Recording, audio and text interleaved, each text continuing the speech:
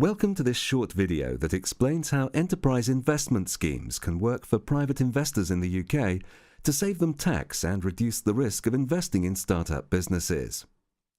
We're living in a time when the returns on savings are very low and do not keep up with inflation, meaning that you effectively lose money in real terms by leaving it in a bank account.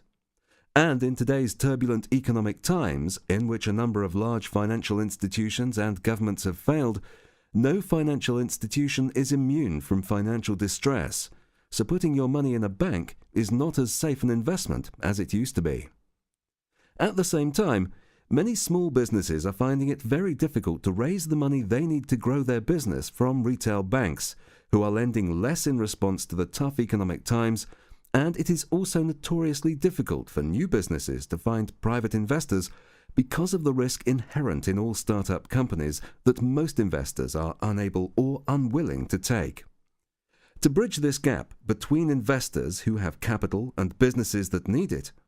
the UK government introduced a tax scheme called the Enterprise Investment Scheme, or EIS for short, back in 1992, to lower the risk of investing your money in relatively new businesses.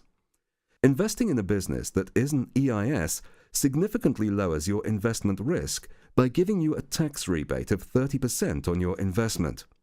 Here's how it works. As a private investor living and paying tax in the UK, you can invest between £2,000 and £1 million in an EIS in any tax year. In return, the UK taxman, also known as HMRC, will give you a 30% tax rebate on your investment, claimable against the tax you paid in the last tax year or tax you have paid or still owe in the current tax year.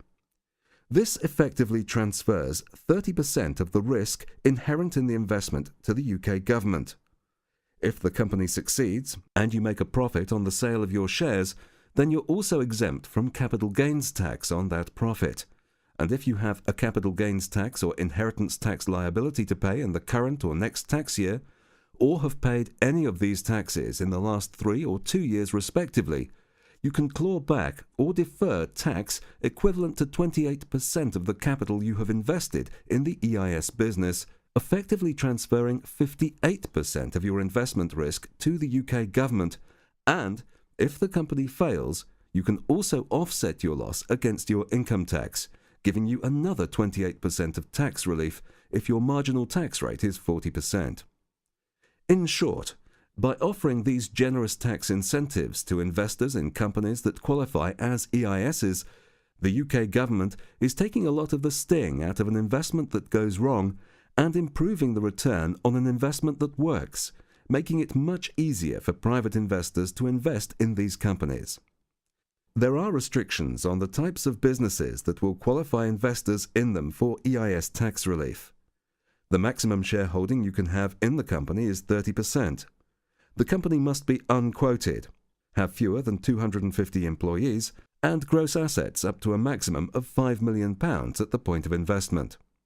It must also be undertaking or preparing to undertake a new qualifying trade and have received advanced assurance from HMRC that investors in the company will qualify for the 30% rebate in terms of the EIS rules.